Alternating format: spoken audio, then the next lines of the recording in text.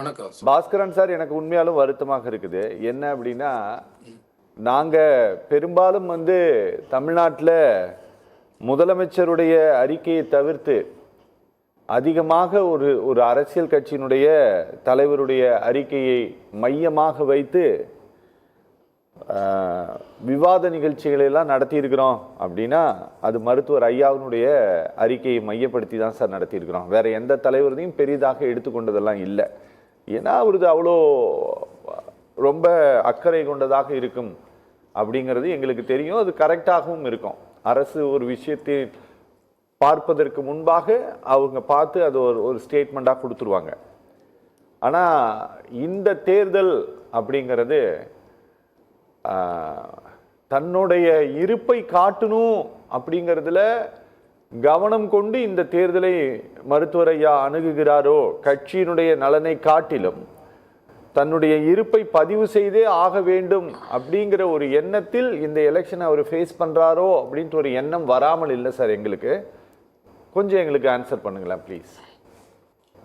இப்ப ஒரு தேர்தல் 234 தொகுதியிலையும் இப்ப அனைத்து இந்திய அண்ணா திராவிட முன்னேற்ற கூட்டணி வேட்பாளர் நிக்கிறாங்க. சரி. திராவிட முன்னேற்ற கழக வேட்பாளர் நிக்கிறாங்க, முன்னேற்ற வேட்பாளர் நிக்கிறாங்க டிஎம்கேல. மத்த சீமான் அவர் கட்சியில நிக்கிறாங்க, மற்ற இப்ப பாட்டாளி மக்கள் கட்சியில நிக்க போறாங்க. இப்ப இதுல யார் ஜெயிச்சிருவான்னு உங்களுக்கு தெரிஞ்சதுன்னா யாருமே பிரச்சாரம் பண்ண போக மாட்டாங்களே, இந்த தேர்தலே நடக்காது.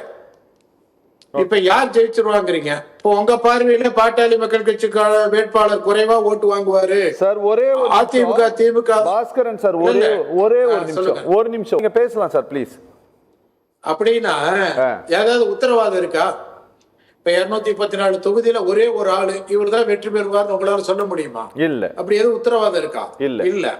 எல்லாருமே வேட்பாளர், எல்லாரும் வாக்கு கேட்கறாங்க, எல்லாரும் அண்டா கொடுக்கறோம், குண்டா கொடுக்கறோம், பணம் கொடுக்கறோம், காசு கொடுக்கறோம், பரிசு பொருள் கொடுக்கறான், பொய்யான வாக்குறுதிகளை கொடுக்கறான், சாதியை சொல்லி ஓட்டு கேட்கறான், மதத்தை சொல்லி ஓட்டு கேட்கறான். இத்தனை எதுக்கு பண்றான்? யாருக்கு வெற்றி உறுதி இல்லை. ஏன்னு கேட்டீங்கன்னா ஓட்டுங்கிறது மக்களோட கையில இருக்கு. அவன் பார்த்து யாருக்கு வேணாலும் போடலாம். ஓகே. அதான் வாக்குரிமை இருக்கு. அதனால நீங்க முன்னாடியே இது சின்ன கட்சி, இது பெரிய கட்சி, இது ஓட்டு குறைவா வாங்கு, இது எச்சா வாங்கும் அப்படின்ற ஒரு இதெல்லாம் சொல்ல வேண்டியது இல்லை.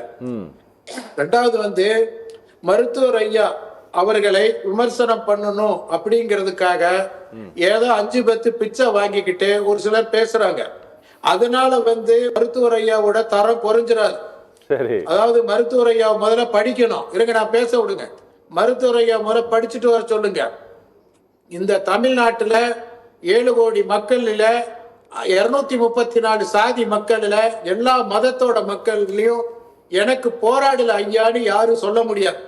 அனைவருக்காக போராடிய ஒரு தலைவர், மூத்த தலைவர், முதுபெரும் தலைவர், அனுபவம் உள்ள தலைவர், போராளி தலைவர்.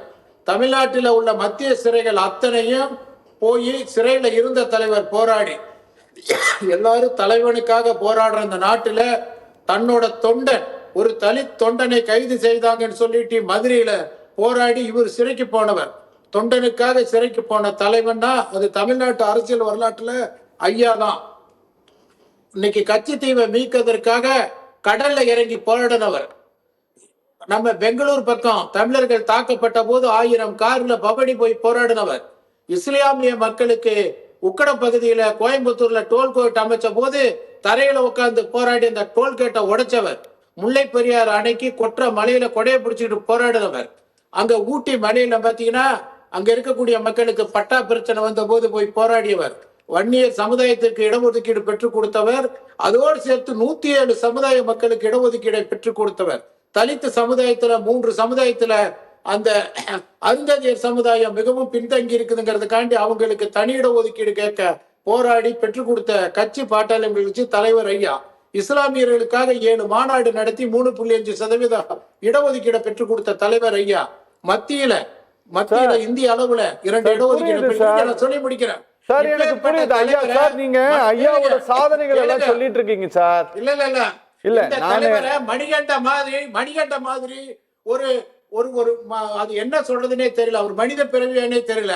வந்து உட்காந்துட்டு ஒரு ஐயாவை மட்டமா பேசி, குறைவா பேசி, அசிங்கமா பேசி, வயசானவர்ங்கிறது ஒரு குறைகளா? நான் கேட்கிறேன், அரசியல்ல வயசு ஒரு தகுதியா? நம்முடைய கலைஞர் அவர்கள் 92 வயசுல வரைக்கும் அரசியல் பண்ணல, ராஜாஜி பண்ணல, தந்தை பெரியார் அரசியல் பண்ணல. 92 வயசு வரைக்கும் வயசு ஒரு பிரச்சனையா? இத ஒரு தகுதின்னு பேசுறாருன்னா அவர் எவ்வளவு பெரிய தற்கூரியா இருக்கணும்? வயசு ஒரு தகுதியா? இத ஒரு தகுதிங்கிறாரு, பாவங்கிறாரு. இங்க பாருங்க, பெத்த பிள்ளையே ஏத்துக்காத தலைவருங்கிறாரு. நான் உங்களுக்கு மணிகண்டனுக்கு குறிப்பா சொல்றேன், உங்களுக்கும் சொல்றேன், இந்த தொலைக்காட்சி பார்க்கிற எல்லாருக்கும் சொல்றேன், பெத்த பிள்ளையை அரசியலுக்கு கொண்டு வருவது பெரிய விஷயம் அல்ல. பெத்த பிள்ளையே ஆனாலும் மக்களுக்கு எதிராக, கட்சிக்கு விரோதமாக, கட்சிக்காரனுக்கு விரோதமாக இருந்தால் தூக்கி எறிந்த ஒரே தலைவர் நம்ம இந்திய அரசியல் வரலாற்றுல ஐயா தான். அது மூலம் பாராட்டுங்க. நாம மனுநீதி சோழனை பாராட்டுறீங்க, நீதிக்காக தேர்கால மகனை இட்டான்னு பாட புத்தகத்துல படிக்கிறீங்க. இன்னைக்கு அரசியல்ல தவறான அரசியல் பண்றான், அவனை தூக்கி எறின்னு சொல்லி எறியக்கூடிய தகுதி உள்ள ஒரு தலைவன், போராளி தலைவன், ஒப்பற்ற தலைவன் மருத்துவர் ஐயா. நீங்க வந்து இந்த மாதிரி, நான் தயவு செஞ்சு என்ன சொல்றேன், மணிகண்ட அதிமுகவோட அனுமதி வாங்கிட்டு வந்து பேச சொல்லுங்க. அதிமுக பேச்சாளரா, அதிமுக செய்தி தொடர்பாளரா பேச சொல்லுங்க. ஏன்னா நான் இவருக்காக எடப்பாடி பழனிசாமி திட்ட வேண்டாம்னு பாக்குறேன். என்ன இவர் பெரிய அதிமுக பேசுறாரு?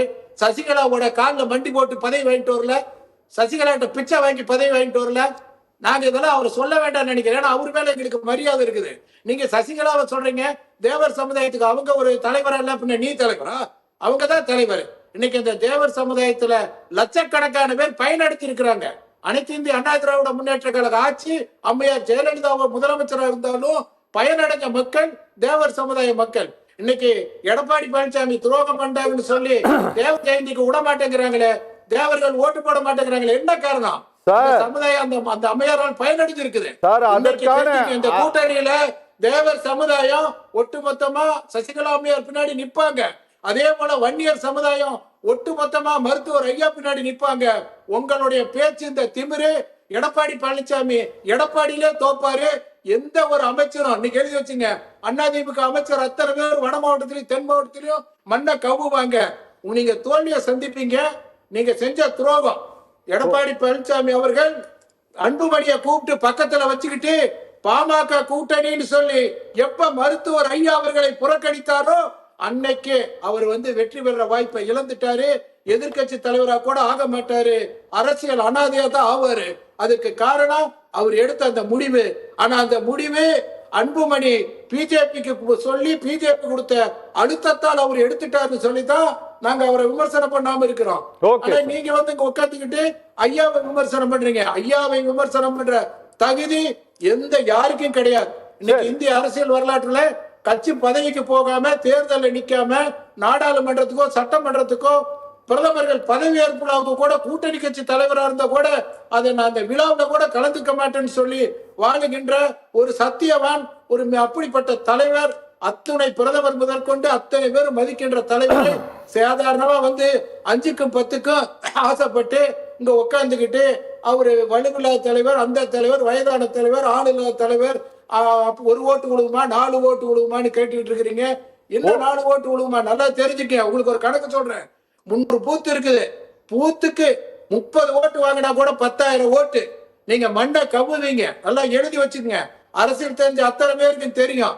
நேத்தே திமுக வந்து ரொம்ப சந்தோஷமா இருப்பாங்க. என்ன காரணம்? எடப்பாடி பழனிசாமி வேட்டி கிழிஞ்சிருச்சு, கோமணம் கூட மிஞ்சாதுன்னு எல்லாருக்கும் தெரியும். ஆனா நாங்க இதெல்லாம் சொல்ல விரும்பல. ஏன்னு கேட்டீங்கன்னா, நாங்க அவரை தோக்கடிக்கவோ இவரை ஜெயிக்க வைக்கவோ தேர்தலில் நிக்கல. இந்த தேர்தல்ல பாட்டாளி மக்கள் கட்சி குறிப்பிட்ட தொகுதிகளில் வெற்றி பெறும், ஒரு குறிப்பிட்ட எம்எல்ஏக்களை கொள்ளும். 2 பேருக்கும் மெஜாரிட்டி இருக்காது. நாங்க தான் இந்த ஆட்சியை தீர்மானிப்போம். எழுதி வச்சுங்க. ஓகே சார், ஓகே, பேசலாம் சார்.